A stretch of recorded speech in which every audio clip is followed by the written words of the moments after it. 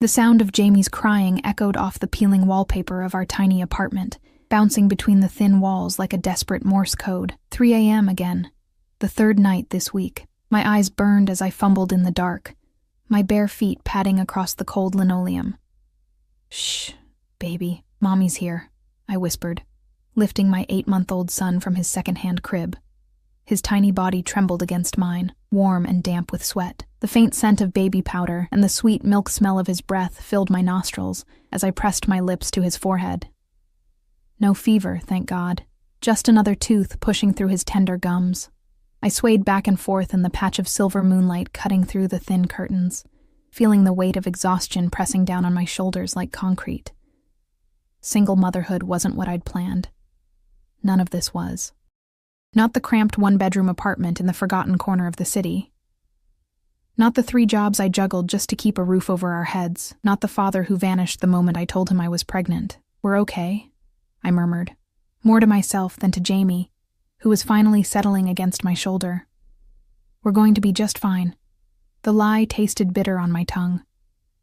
The truth was hidden in the stack of past-due notices on the kitchen counter, in the empty refrigerator save for a half-gallon of milk and some baby food, in the $27 left in my bank account that needed to stretch until payday, still 4 days away.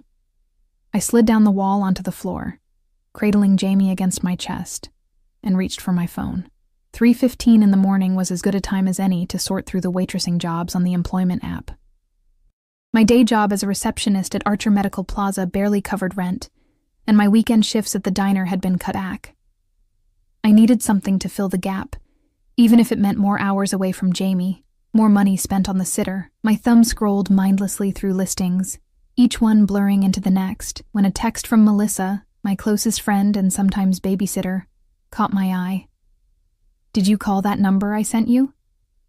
The restaurant is hiring and the tips are insane.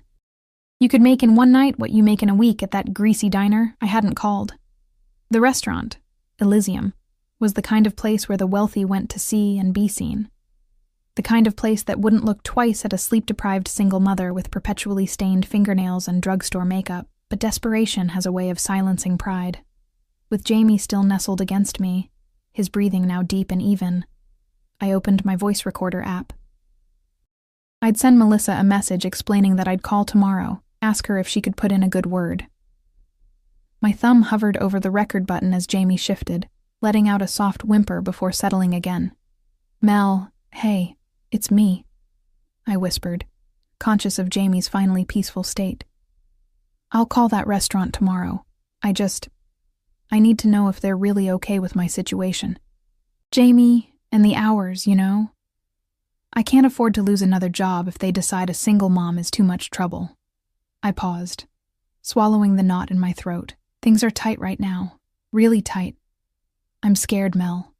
The landlord's threatening eviction, and Jamie's dad is still ghosting me on child support. I don't know how much longer I can. Jamie stirred again, releasing a louder whimper, and I stopped recording, soothing him with gentle pats on his back. When he settled, I finished my thought. "Anyway, call me when you can. Love you." I hit stop and, squinting in the dim light, tapped to send the voice message. Only when I looked back at the screen did my stomach drop to the floor. I hadn't sent it to Melissa. In my exhaustion, I'd sent the desperate confession to an unknown number, one I'd called earlier that day about a private catering job posting I'd found online. No, I whispered, frantically tapping at my phone, searching for a way to unsend the message.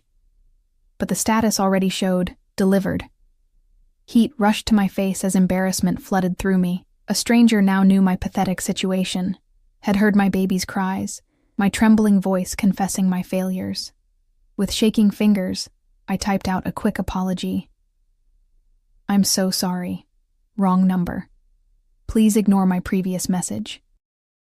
I set the phone down, pressing my forehead against Jamie's soft hair, inhaling his scent to calm my racing heart. It didn't matter. Just some random person who'd never hire me now anyway. Just another door closing in my face. My phone buzzed, the screen illuminating the darkened room. "A reply already? At 3 a.m? Your voice message was received. The position is still available. Be at Elysium tomorrow, 4 p.m. sharp." Ask for Dominic. Bring your son if necessary. I stared at the message, reading it once, twice, a third time. The catering job posting hadn't mentioned Elysium. It had been for a private event at an undisclosed location. And how did they know about the restaurant position? A cold, prickling sensation crawled up my spine. Another message appeared. And Elena? Your financial troubles are about to end. My blood turned to ice. I never mentioned my name in the voice message. Sleep evaded me for the remainder of the night.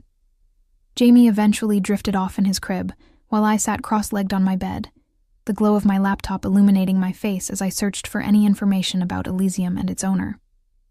The restaurant was exclusive, as I'd suspected. Reservations required months in advance, no prices listed on the menu. If you had to ask, you couldn't afford it, and a strict dress code. The owner wasn't mentioned anywhere, just a parent company called Sartori Enterprises. When the first gray light of dawn filtered through my curtains, I'd made my decision. I would go to Elysium at 4. Not because of the mysterious text messages, but because I couldn't afford not to pursue any job opportunity. I'd simply clarify the confusion, apologize for the misdirected message, and hopefully interview for the waitressing position Melissa had mentioned. The day passed in a blur of routine, dropping Jamie at Mrs. Patel's apartment downstairs, rushing to catch the bus to the medical plaza, answering phones with a plastic smile, eating a granola bar at my desk instead of lunch to save money. By the time I picked up Jamie and returned to our apartment to prepare for the interview, my nerves were frayed. What does Mommy wear to meet a mysterious stranger who knows her name? I asked Jamie, who gurgled happily from his bouncy seat as I tore through my limited wardrobe. I settled on my one decent outfit, a simple black dress that could pass for professional or cocktail attire depending on accessories. The hem was slightly frayed, but perhaps no one would notice. I arrived at Elysium at 3:55 p.m., pushing Jamie's stroller through the crisp autumn air. The restaurant was housed in a renovated historic building, its facade elegant with clean lines and subtle lighting. Even from the outside, it exuded exclusivity. A doorman in a tailored suit stood at attention, his eyes scanning me from head to toe as I approached. "I'm here to see Dominic," I said, hating the tremor in my voice. "I have an appointment at 4. The doorman's expression didn't change, but he nodded once and opened the door. "They're expecting you, Ms. Riley, my last name." Now they knew my last name, too. The unease that had been simmering all day threatened to boil over, but I pushed Jamie's stroller through the door anyway, desperation a more powerful motivator than fear. The interior of Elysium was breathtaking, soaring ceilings with crystal chandeliers, marble floors, and plush velvet seating in deep jewel tones. The air smelled of expensive cologne and truffle oil. A hostess in a sleek black dress approached immediately. "Ms. Riley, welcome to Elysium." Her smile was practiced, professional. "Mr. Sartori is waiting for you in the private dining room. Please follow me." Mr. Sartori? Not Dominic? I followed her through the nearly empty restaurant. They probably wouldn't open to the public until later. My heart hammering against my ribs. The wheels of Jamie's stroller squeaking slightly on the marble floor. The hostess led me to a door at the back of the main dining area, knocked once, and then opened it, gesturing for me to enter. "Mr. Sartori, Ms. Riley has arrived." I stepped into what appeared to be a private dining room, elegant and intimate with a single table set for 2 in the center. And there, standing with his back to me, looking out a large window that overlooked the city, was a man. He turned slowly, and my breath caught in my throat. He was younger than I'd expected, perhaps in his early 30s, with dark hair cut short and expensive looking. He wore a tailored suit that accentuated broad shoulders and a lean frame, but it was his eyes that captured me. Dark and intense, they seemed to look through me rather than at me. There was something dangerous in that gaze, something that made me want to grab Jamie and run. "Elena Riley," he said, my name rolling off his tongue like he was tasting it. His voice was deep, with the faintest trace of an accent I couldn't place. "At last we meet." Jamie chose that moment to let out a soft babble, drawing the man's attention to the stroller. Something flashed across his face, an emotion too quick to identify, before his expression smoothed into a mask of polite interest. "And this must be James," he said, stepping closer to the stroller, close enough that I caught the scent of his cologne. Something woodsy and expensive. He peered down at Jamie, who stared back with wide, curious eyes. "He has your eyes." A chill ran through me. "How do you know my son's full name?" The man, Mr. Sartori, straightened and smiled, though the expression didn't reach his eyes. "Please, sit down. We have much to discuss." He gestured to one of the chairs at the table. "I believe you sent me a voice message last night by mistake about your situation." I remained standing, one hand gripping the stroller handle so tightly my knuckles turned white. "Who are you? And how do you know so much about me? My name is Dominic Sartori. I own this restaurant, among other businesses." He moved to the table, pulling out a chair for me. "And as for how I know about you, Elena, let's just say I make it my business to know everything about people who interest me." "And why would I interest you?" My voice sounded stronger than I felt. His dark eyes held mine, unblinking. "That voice message, your desperation, your son's cry." He paused, his jaw tightening almost imperceptibly. "And the mention of Jamie's father ghosting on child support. Tell me, what's his name? This man who abandoned his responsibilities?" The conversation had taken a turn I hadn't anticipated. "I don't see how that's relevant to a job interview." A smile played at the corners of Dominic's mouth. "This isn't a job interview, Elena. At least, not for a waitressing position." He finally sat down, motioning again for me to do the same. "Please, sit. I have a proposition for you that will solve all your financial problems." Against my better judgment, I sat, pulling Jamie's stroller close to my side. "What kind of proposition?" "I need someone I can trust for a particular role in my organization. Someone desperate enough to be loyal, smart enough to learn quickly, and with enough at stake to never betray me." His gaze flickered to Jamie, then back to me. "Your accidental message convinced me you might be that person." My pulse quickened. "What organization? What role?" "Sartori Enterprises has diverse interests," he said smoothly. "The position would be as my personal assistant, handling sensitive matters, scheduling, some travel arrangements. The pay is $50,000 more per year than you're currently making across all 3 of your jobs combined." I stared at him, certain I'd misheard. "How do you know what I make?" "As I said, I make it my business to know." He leaned forward slightly. "You'd have comprehensive health care for both you and Jamie, a car and driver at your disposal, a new apartment in a building I own, rent-free." The offer was so outrageous, so unexpected, that I almost laughed. "Why would you offer all that to a complete stranger?" "You're not a complete stranger anymore, Elena," he said softly. "I heard your voice in the middle of the night. I heard your fear for your child's future. I respect that kind of raw honesty." I wanted to believe him, wanted desperately to accept what he was offering, but suspicion nagged at me. "What's the catch?" "Absolute loyalty and discretion," he replied without hesitation. "And one more thing." His expression hardened, something cold and dangerous flickering behind his eyes. "I want the name of your son's father, the man who abandoned you both." The request sent a shiver down my spine. "Why?" Dominic Sartori's smile didn't reach his eyes. "Let's just say I have a particular dislike for men who don't fulfill their obligations." He reached into his suit jacket and pulled out a business card, sliding it across the table to me. "Think about my offer. Call that number when you've decided." As I reached for the card, his fingers brushed against mine, sending an unexpected jolt of electricity up my arm. Our eyes met, and for a brief moment, I glimpsed something possessive in his gaze, something that made my heart race for reasons I didn't want to examine. "Why me?" I whispered. He stood, buttoning his jacket with an elegant flick of his wrist. "Sometimes, Elena, the right person comes into your life at exactly the right moment." His eyes dropped to Jamie, who was watching him with curious eyes. "Or perhaps it's the wrong moment, for all the right reasons." I left Elysium with his business card burning a hole in my pocket and the uncanny feeling that my accidental voice message hadn't been an accident at all, but the first step down a path I couldn't see the end of, a path Dominic Sartori had somehow been waiting for me to take. 3 days passed before I called the number on Dominic Sartori's card. 3 days of weighing impossible options while staring at past due notices. 3 days of watching Jamie sleep and wondering what kind of mother considers working for a man who sends chills down her spine just by looking at her. The deciding factor came in the form of an eviction notice slipped under my door on the 3rd morning, giving me 72 hours to pay in full or vacate. I sat on the floor of my apartment, Jamie crawling over my legs as I dialed the number with trembling fingers. It rang only once. "Elena." Dominic's voice came through immediately, as if he'd been waiting by the phone. Not a question, but a statement of certainty. "I was beginning to think you wouldn't call." My voice caught in my throat.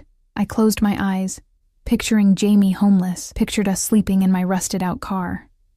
"I'm interested in your offer. Good." The satisfaction in his voice was palpable. "Pack essential items for yourself and Jamie. My driver will collect you in an hour. The rest of your belongings will be moved tomorrow." "An hour?" I glanced wildly around the apartment. "I haven't even given notice at my jobs. I can't just—" "All taken care of," he interrupted smoothly. "Archer Medical Plaza has received your resignation letter, effective immediately. The diner as well." A chill ran through me. "You had no right." "I had every confidence in your decision, Elena."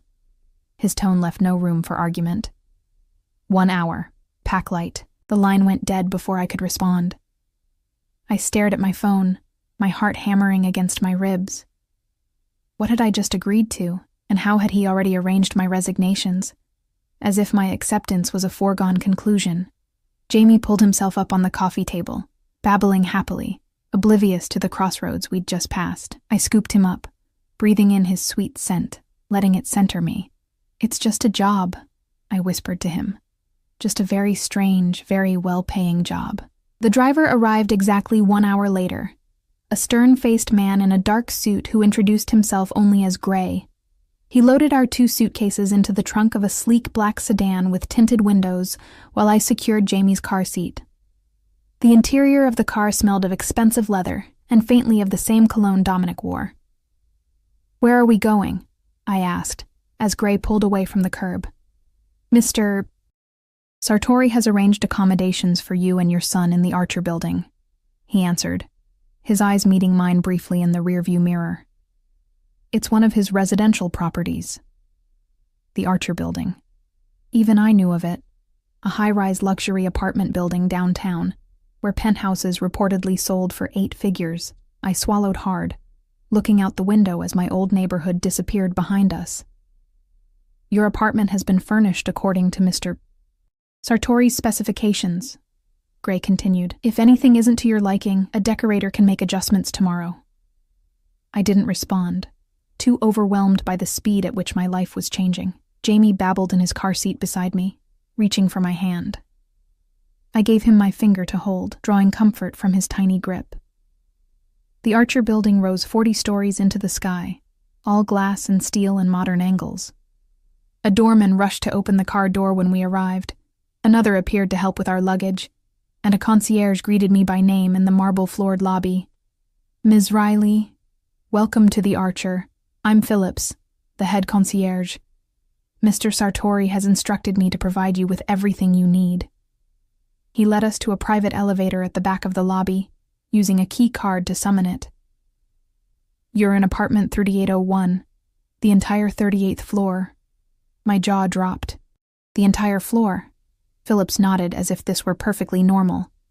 "Mr. Sartori thought you and young Master James would appreciate the space." The elevator doors opened directly into the apartment, and I stepped out into what felt like another world. Floor-to-ceiling windows offered a panoramic view of the city. The open-concept living area was larger than my entire previous apartment, furnished with sleek, modern pieces that somehow managed to look both expensive and comfortable. The kitchen gleamed with stainless steel appliances and marble countertops. "The nursery is this way," Phillips said, leading me down a hallway. "Mr. Sartori had it specially prepared." The nursery took my breath away, painted a soft blue with stars on the ceiling.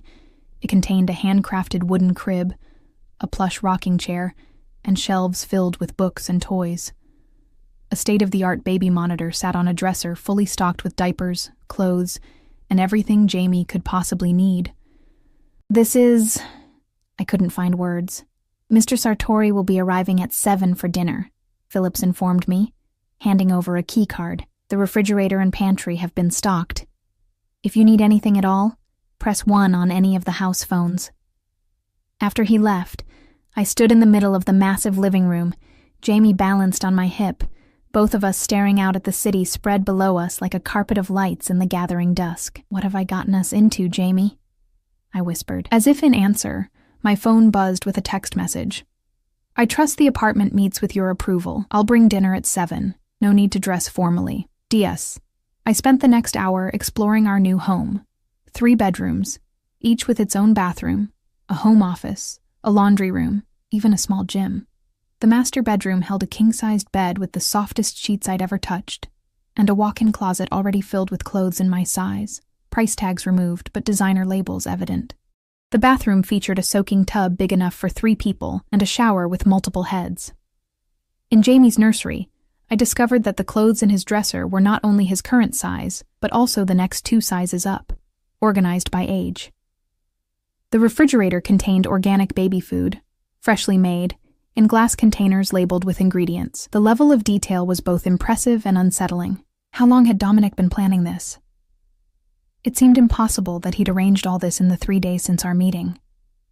At precisely 7 o'clock, the elevator announced an arrival. I stood in the living room, Jamie on my hip, my heart racing as Dominic Sartori stepped into the apartment. He wore a dark suit, no tie, his collar open to reveal the hollow of his throat. He carried 2 bags that smelled deliciously of spices and garlic. "Elena," he said, his dark eyes moving over me with an intensity that made my skin prickle. Then his gaze shifted to Jamie, and something in his expression softened fractionally. "And James, how are you settling in?" "It's overwhelming," I admitted, watching as he moved confidently through the apartment to the kitchen, setting the bags on the counter. "You'll adjust," he said, removing containers from the bags. "I brought dinner from Elysium. I thought you might prefer to eat here tonight rather than go out." I moved closer, keeping the kitchen island between us. This is all too much. The apartment, the clothes. How did you even know my sizes? Dominic looked up, his expression unreadable. "I told you, Elena. I make it my business to know things." He gestured to the dining table by the window. "Shall we eat? The chef prepared his signature pasta for you, and..." He reached into one of the bags and withdrew a smaller container, organic pureed vegetables for James. The normalcy of sharing dinner with this enigmatic man was surreal. He asked about my day, about Jamie's routine, making small talk as if we were old friends while I struggled to reconcile the luxurious surroundings with my previous life. "Tomorrow," he said as we finished eating, Jamie now dozing against my shoulder. "You'll begin your duties as my personal assistant. Gray will arrive at 8 to take you to my office. A nanny will come to care for James." "A nanny?" I tensed. I don't know about leaving Jamie with a stranger. Something dangerous flashed in Dominic's eyes. "Mrs. Winters has worked for me for 15 years. She raised my sister's children. She is completely trustworthy." The possessive edge in his voice made me swallow whatever protest I was about to make. Instead, I asked, "What exactly will my job entail?" Dominic leaned back in his chair, studying me. "Initially, you'll manage my schedule, correspondence, travel arrangements. As you prove yourself, your responsibilities will expand." He paused, his gaze intense. "I have many business interests, Elena. Some more public than others." A warning prickled at the back of my mind. "What kind of business interests?" "Import, export, real estate, restaurants, private security." He waved a hand dismissively. "The specifics aren't important yet." I shifted Jamie to my other shoulder, his warm weight anchoring me. "And the salary? The benefits? Is there a contract?" A smile curved Dominic's lips. "Eager to discuss business already. Good." He reached into his jacket and withdrew a folded document, sliding it across the table. "Your employment contract. The salary is as we discussed, $50,000 more than your previous combined income. Full benefits for both you and Jamie. A clothing allowance, use of a company car, all spelled out there." I glanced at the contract, the legal language swimming before my tired eyes. "I should have a lawyer look at this, by all means." He stood, buttoning his jacket in one fluid motion. "Though I assure you it's quite standard." apart from the confidentiality clauses. Confidentiality clauses? I frowned. For a personal assistant position? Dominic moved around the table, coming to stand beside me. He reached out, one finger gently brushing against Jamie's soft cheek. The casual possessiveness of the gesture made my breath catch. As I said, Elena, I have many business interests. Discretion is paramount. His eyes met mine, dark and impenetrable. But there's one matter we haven't yet discussed. Your son's father. My arms tightened instinctively around Jamie.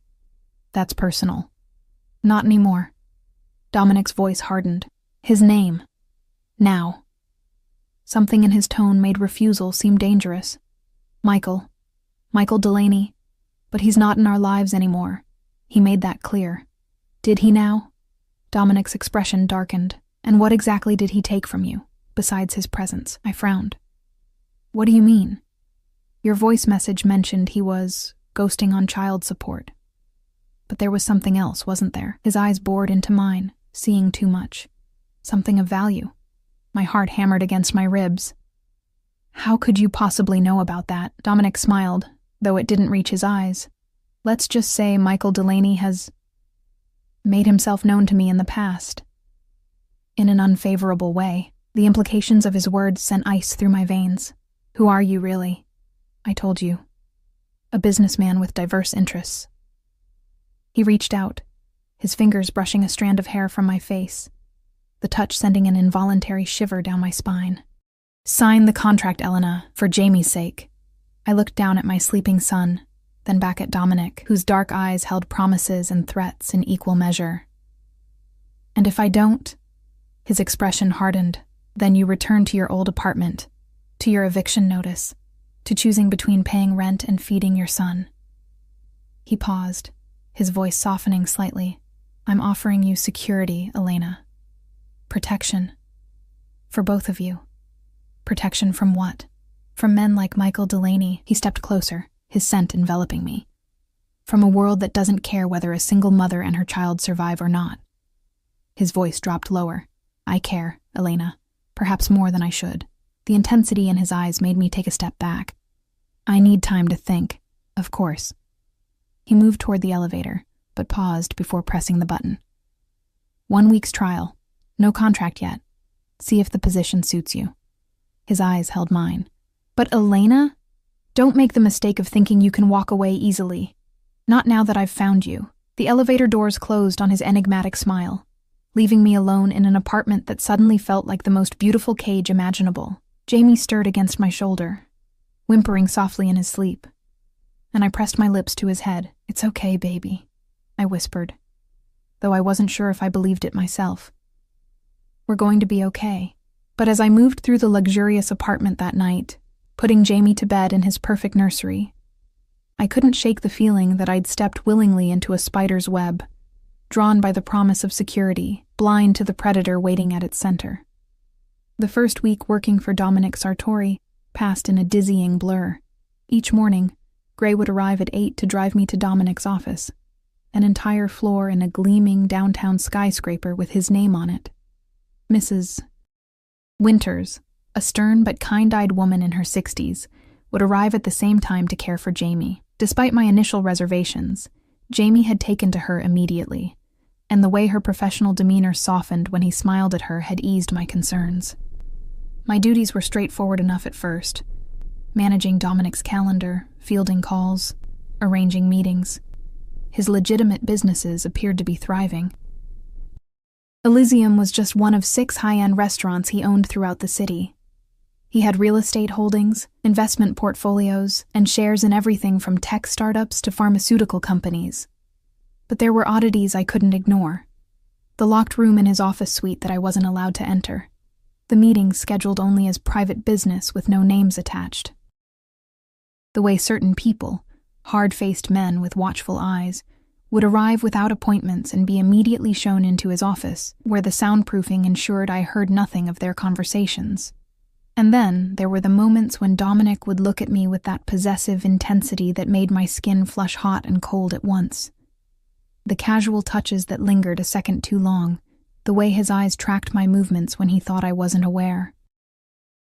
You're adapting well, he remarked on Friday afternoon, appearing silently beside my desk as I finished typing an email to his attorney.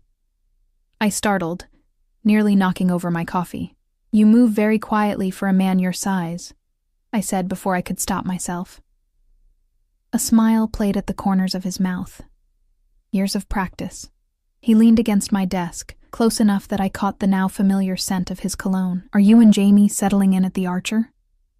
I nodded, trying to ignore how his proximity made my pulse quicken. "It's still an adjustment. But Jamie loves the space. And you? Do you find your accommodation satisfactory?" There was something in his tone, an underlying current I couldn't quite decipher. "It's beautiful," I admitted. More than I ever thought I'd have. His dark eyes studied me. "Yet you seem unsettled." I hesitated, weighing my words carefully. "I'm grateful for the opportunity, but I still don't understand why you chose me, or how you knew so much about me before we even met. Perhaps I saw something in you that I needed." His gaze was intense, searching. Loyalty, resilience, the fierce protectiveness of a mother.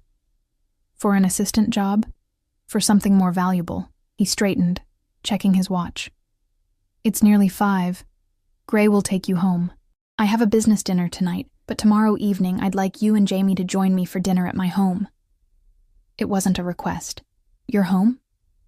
"Unless you have other plans?" The slight arch of his eyebrow made it clear he knew I didn't. "No," I said quietly.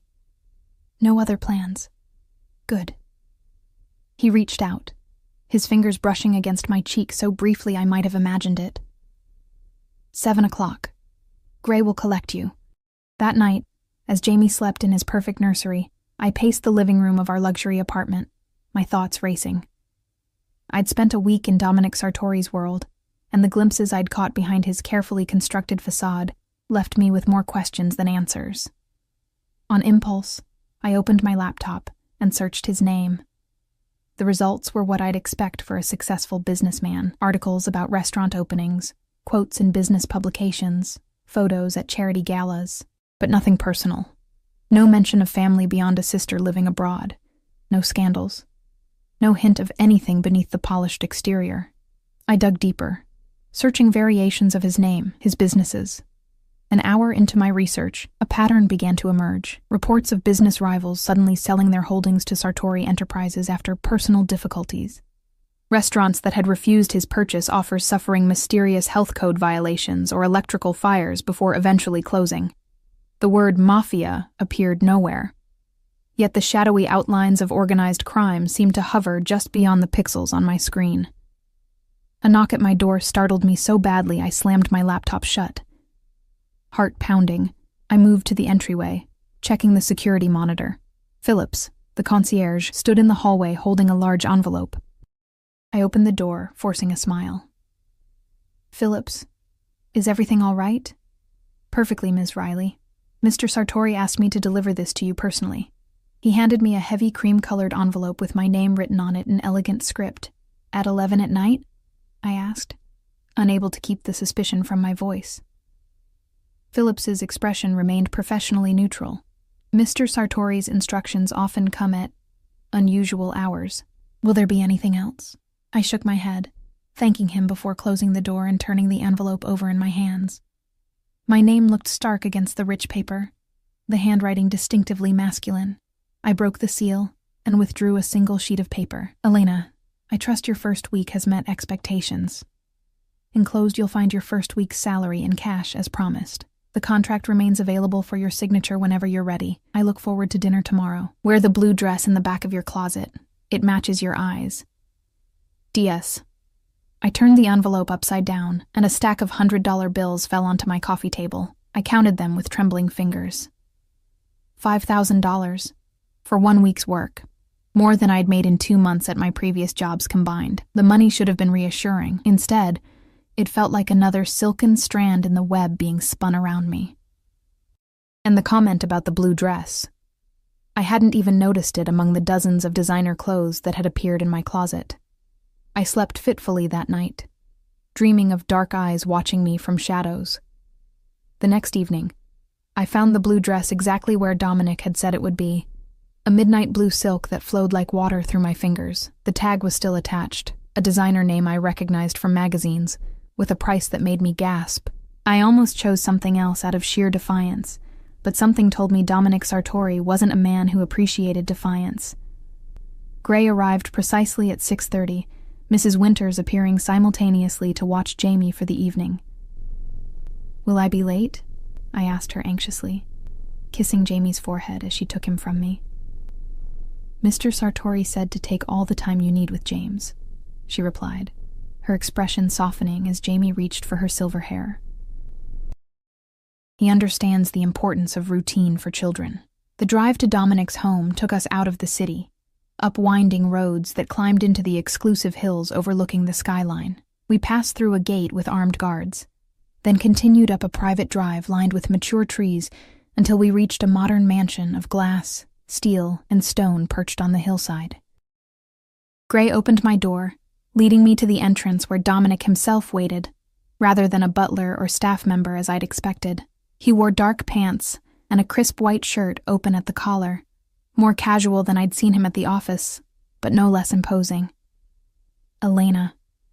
His eyes swept over me, lingering on the blue dress. "You look lovely." "Thank you," I said, suddenly acutely aware of how the silk clung to my curves. "Your home is beautiful. Come." He offered his arm, a strangely old-fashioned gesture that caught me off guard. "Let me show you around." The interior was as impressive as I'd expected. Soaring ceilings, museum-quality art, furnishings that managed to be both minimal and luxurious. But unlike the sterile showcases of wealth I'd imagined, there was a warmth to the space, particularly in the kitchen where copper pots hung above a massive island, and the scent of garlic and herbs filled the air. "You cook?" I couldn't keep the surprise from my voice as he led me to the island where ingredients were already prepped. "When time permits." He handed me a glass of wine, his fingers brushing against mine in that deliberate way that sent electricity up my arm. "It's a form of meditation for me." I sipped the wine, rich and velvety, undoubtedly expensive, and watched as he moved with unexpected grace around the kitchen, his strong hands chopping, stirring, adjusting heat with the confidence of someone who actually enjoyed cooking, rather than just showing off. "Tell me about Jamie's father," he said suddenly, his back to me as he added wine to a simmering pan. I tensed. "I thought we covered that. You gave me his name." Dominic turned, his dark eyes boring into mine. "But not the story. Not what he took from you." Something in his tone made refusal seem unwise. "It's not particularly original. Boy meets girl. Boy charms girl. Girl gets pregnant. Boy vanishes. And the theft?" His voice hardened. I looked down at my wine. "How do you know about that?" "Answer the question, Elena." I took a deep breath. Before he left, he emptied our joint savings account, almost $20,000 I'd been saving for years, my safety net. I swallowed hard at the memory, and he took my grandmother's ring, family heirloom, the only thing of value she left me. Dominic was silent for a long moment, his jaw tight, a muscle ticking in his cheek. "Did you report the theft?" "The bank said I couldn't prove it wasn't authorized since we shared the account." "And the ring?" I shrugged, the old pain still sharp, his word against mine. "The police weren't interested." He turned back to the stove, his movements now precise, controlled, as if holding something powerful in check. "And you haven't seen him since?" "No." I hesitated, though sometimes I feel like someone's watching me, following me. It started a few months after Jamie was born. Dominic went utterly still. "And you didn't think to mention this?" "Mention what?" "A feeling? Glimpses of someone who might be no one?" I shook my head. "I thought it was just paranoia. Single mom, alone with a baby, exhausted all the time." He moved around the island until he stood directly in front of me, close enough that I had to tilt my head back to meet his gaze. "Listen to me very carefully, Elena. If you ever feel that way again," watched, followed, "you tell me immediately. Day or night. Do you understand?" The intensity in his voice sent a chill down my spine. "Yes." "Good." He reached out, his fingers tracing the line of my jaw. "I protect what's mine." The possessive statement hung in the air between us. I should have been offended, should have corrected him that I wasn't his in any sense, but something in his touch, in the dark heat of his gaze, kept the words locked in my throat. He stepped back, returning to the stove as if the charged moment had never happened. "Dinner's almost ready. Would you set the table? Everything's in that drawer." We ate at a table positioned to maximize the view of the city lights spread below us, the food exquisite, the wine flowing freely. Dominic was an attentive host, keeping the conversation light, asking about my childhood, my dreams before life had intervened. "And what about you?" I asked as we finished dessert, a decadent chocolate creation he'd somehow whipped up between courses. "You know everything about me, but I know almost nothing about you." A shadow crossed his face. "There's not much to tell. Everyone has a story," I pressed, emboldened by the wine and the strange intimacy of sitting in his home. He studied me for a long moment, then nodded slightly, as if coming to a decision. "My parents died when I was 12. Car accident. My sister and I went to live with my uncle." His voice took on a harder edge. "He was not a kind man, but he taught me about power, about taking what you want from the world before it takes from you." "I'm sorry about your parents," I said softly. "It was a long time ago." He refilled my wine glass. By 18, I'd learned enough from my uncle to strike out on my own. By 25, I'd surpassed him. By 30, I'd built an empire. A cold smile touched his lips. "He died suddenly last year. Heart attack," they said. The way he said it made me wonder if it had been a heart attack at all. I set down my glass, suddenly aware of how isolated we were up here on his private hillside. "It's getting late," I said. "I should get back to Jamie." "Of course." He stood, offering his hand to help me up. "Family comes first, always." As we walked to the front door, his hand rested lightly on the small of my back, the heat of it burning through the thin silk of my dress. At the threshold, he stopped, turning me to face him. "The contract," he said. "Have you decided?" I looked up at him, this dangerous, enigmatic man who had swept into my life like a storm, upending everything. "I still have questions. Ask them." His hand remained on my back, holding me in place. "The truth, Dominic. Who are you really? What do you really want from me?" His dark eyes held mine, and for once I glimpsed something real beneath the carefully controlled surface. A hunger. A need that made my breath catch. "I'm a man who sees what he wants and takes it," he said, his voice low. "And what I want, Elena, is you. In my life. Under my protection." Before I could respond, his hand slid up my back to cup the nape of my neck, and he leaned down, his lips claiming mine in a kiss that started gentle but quickly blazed into something fierce and possessive. Against all reason, I found myself responding, my body arching into his, my hands gripping the front of his shirt. When he finally pulled back, his eyes were dark with desire and something else, something almost like triumph. "Think about the contract," he murmured against my lips. "But know this, Elena. Whether you sign it or not, you're already mine. You've been mine since I heard your voice that night, heard the fear in it, heard your son crying." His thumb traced my lower lip. "I don't let go of what's mine, ever." The kiss haunted me all weekend. I'd feel the phantom pressure of his lips, the heat of his hands, at random moments, while feeding Jamie, while watching the sunset over the city from our new apartment, while lying awake in my too large bed. By Monday morning, I was exhausted from the endless circle of my thoughts, questioning my judgment, my sanity, my growing attraction to a man who clearly lived in the shadows. I signed the contract, not because of the kiss, or the luxury, or even the money, though all were powerful incentives. I signed because for the first time since Jamie was born, I felt safe, protected, as if the weight I'd been carrying alone had been lifted by hands much stronger than mine. Dominic's expression when I handed him the signed document Monday morning was one of satisfaction rather than surprise, as if he'd never doubted my decision. He locked the contract in his desk drawer without even looking at it. "You've made the right choice, Elena," he said, his eyes holding mine with that now familiar intensity, "for both yourself and Jamie." "I need to understand what I'm getting into," I replied, finding courage I didn't know I possessed. "The whole truth, Dominic, not just the parts you want me to see." He studied me for a long moment, then nodded slightly. "Fair enough. Tonight, after work. There's something I need to show you. I expected him to take me to another office, perhaps show me financial records or business plans. Instead, after Jamie had been put to bed and Mrs. Winters had settled in the guest room to monitor him, Dominic led me to a sleek black car waiting outside the Archer. "Where are we going?" I asked as he opened the passenger door for me. "To see the other side of my business," he replied, his expression unreadable in the dim light. We drove through progressively rougher neighborhoods, the gleaming towers of downtown giving way to industrial zones, and then to areas where boarded-up windows and graffiti-covered walls spoke of urban decay.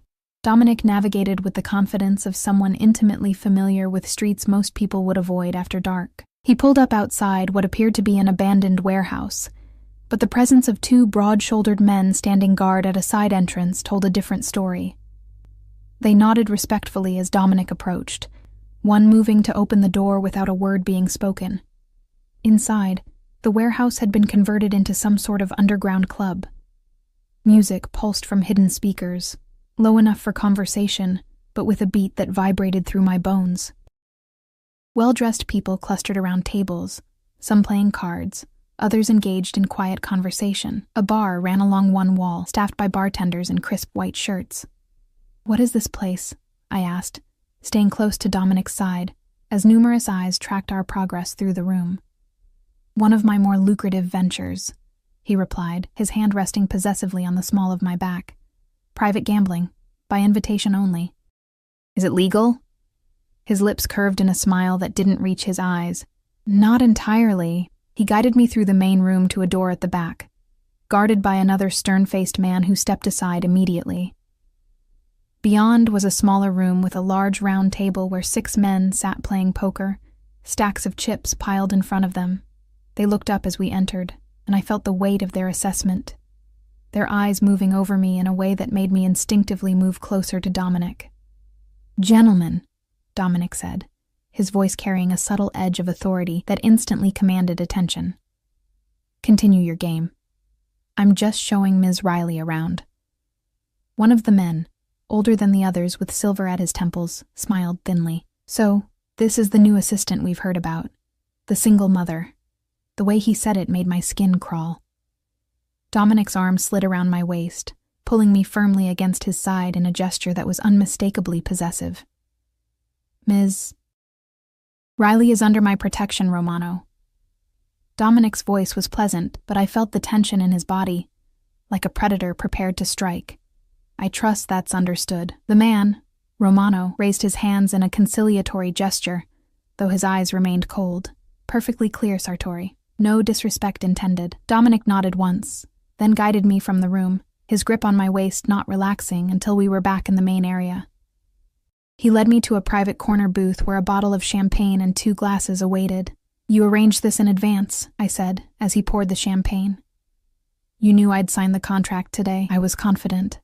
He handed me a glass, his fingers brushing against mine. "What do you think of my establishment?" I looked around at the illicit gambling, the expensive clothes, the undercurrent of danger. "I think it explains a lot about you." I met his gaze. "You're not just a businessman, are you?" "I'm many things, Elena." He sipped his champagne, his dark eyes never leaving mine.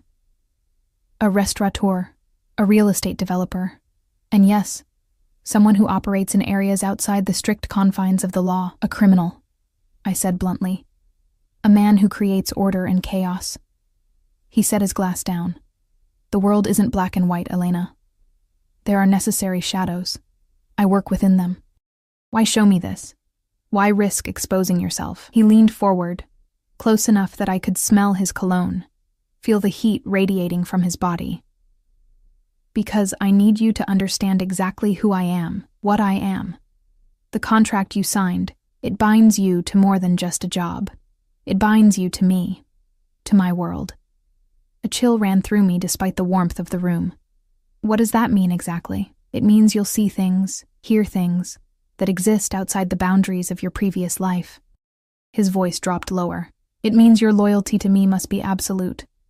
It means that you and Jamie are now under my protection, permanently."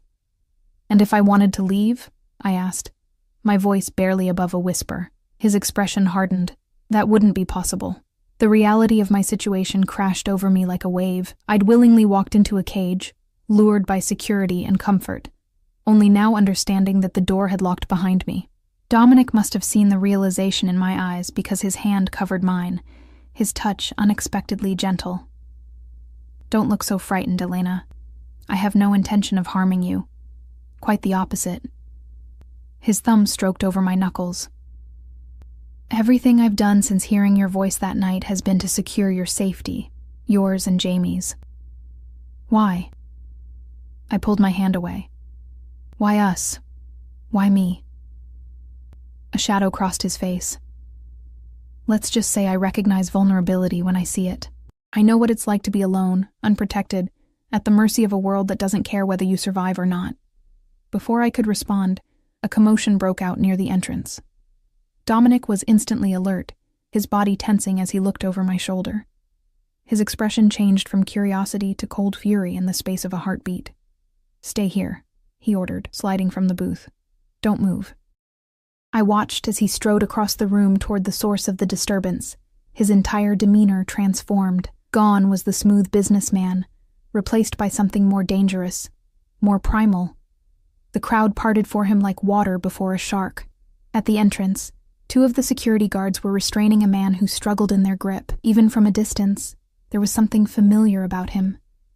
Something that made my blood run cold. As Dominic approached, the man looked up, and even in the dim light, I recognized him. Michael, Jamie's father.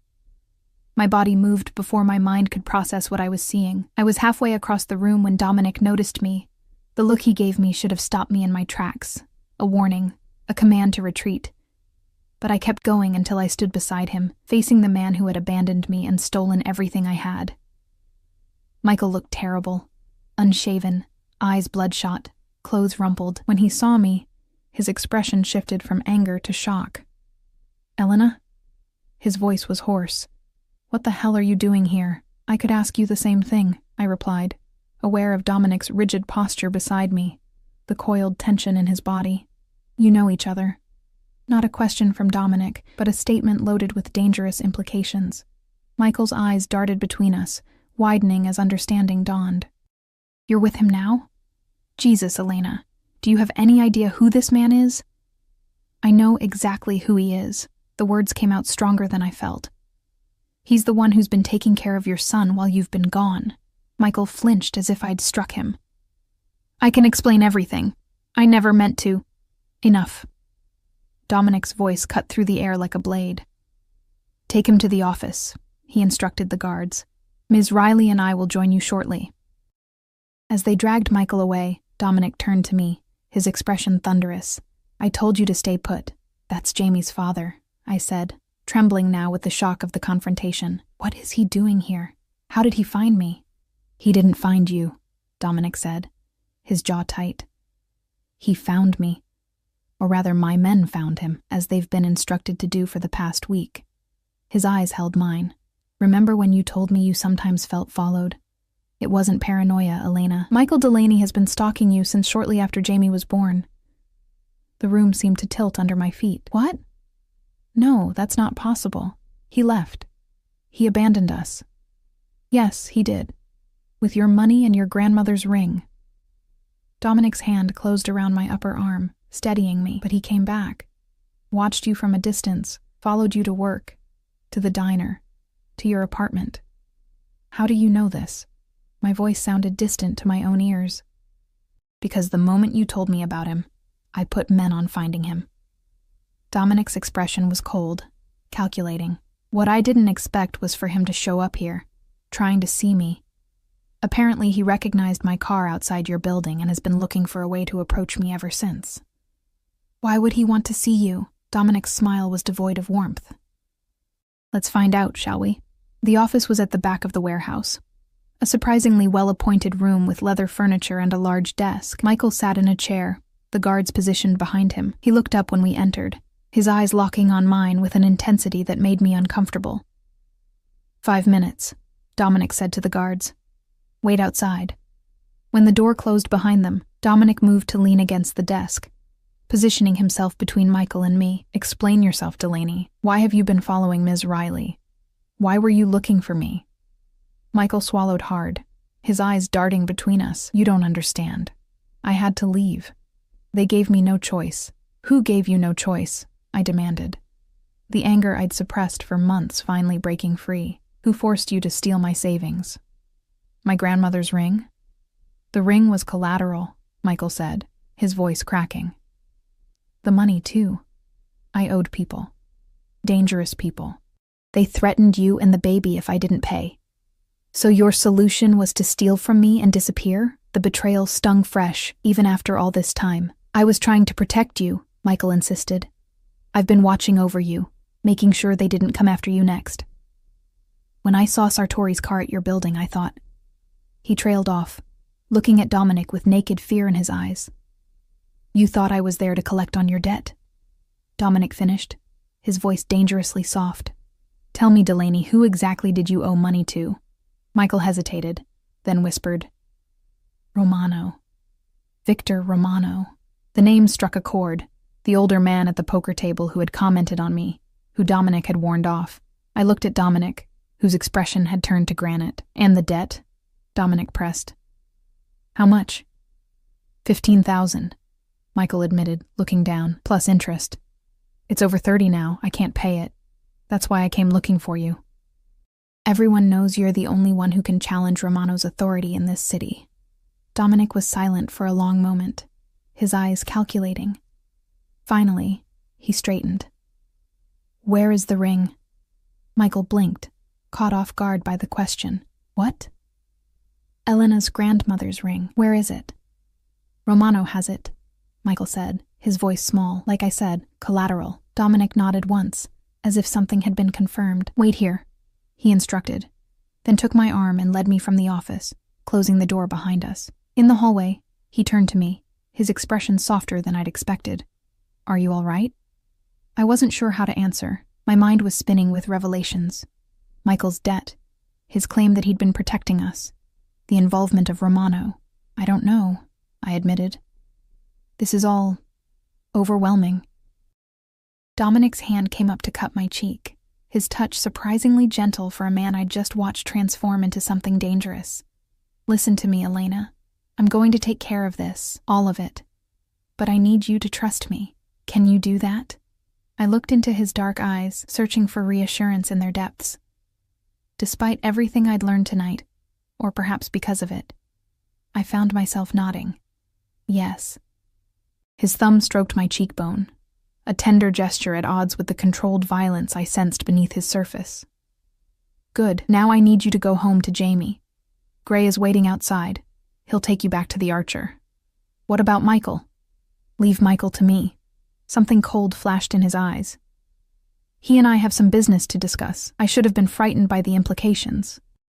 Instead, I felt a strange sense of security, knowing Dominic was handling the chaos Michael had brought into my life. "Don't hurt him," I said, though without much conviction. "He's still Jamie's father. I'll keep that in mind." Dominic leaned down, pressing his lips briefly to mine in a kiss that felt like a promise and a claim all at once. "Go home, Elena. I'll come to you when it's done." Gray drove me back to the Archer in silence, but I felt his occasional glances in the rearview mirror. He knew something significant had happened tonight, something that had shifted the delicate balance of my new life with Dominic. "He'll be all right, Ms. Riley," he said as we pulled up to the building, the first personal comment he'd ever made to me. "Mr. Sartori knows what he's doing." I nodded, unsure whether he meant Dominic would be all right, or Michael, or me. Perhaps all of us. Mrs. Winters reported that Jamie had slept peacefully all evening. After she left, I checked on him, watching his tiny chest rise and fall in the dim glow of his nightlight.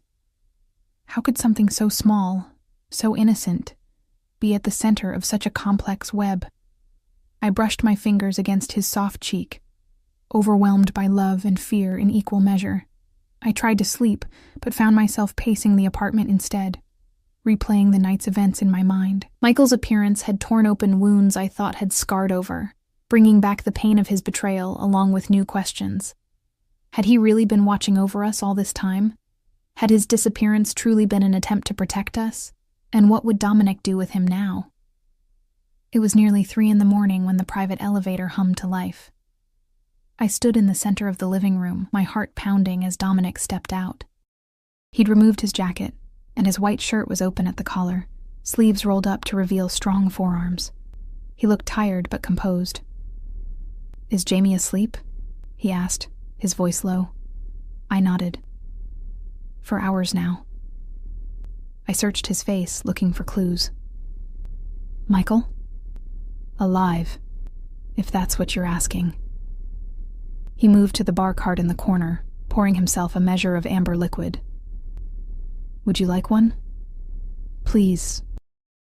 He handed me a glass, his fingers brushing against mine in that deliberate way that sent electricity through my body despite the circumstances. We moved to the sofa, sitting close enough that I could feel the heat of him beside me. "What happened?" I asked, taking a sip of the scotch, welcoming the burn. Dominic studied his glass. "Michael Delaney has been living in fear for nearly a year. He's been staying in cheap motels, working under-the-table jobs, trying to stay one step ahead of Romano's men while keeping an eye on you and Jamie." "You believe him?" "His fear was genuine enough." Dominic's expression hardened, and his debt to Romano checks out. He borrowed money for some ill-conceived business venture, couldn't pay it back, and the interest kept mounting. "So he stole from me instead," I said bitterly. "He claims Romano's men threatened you and the baby directly if he didn't pay something immediately. Your savings and the ring were his way of buying time." Dominic took a sip of his scotch. "He's weak, Elena. A coward who took the easy way out. But I don't think he intended to abandon you permanently." I let that sink in, uncertain how to feel. The anger was still there, but tempered now with a complexity I hadn't anticipated. Where is he now? On his way out of the city. I've arranged for him to disappear. New identity, new location. Far from here. Dominic's eyes met mine. He won't be coming back. Not ever. A tangle of emotions knotted in my chest.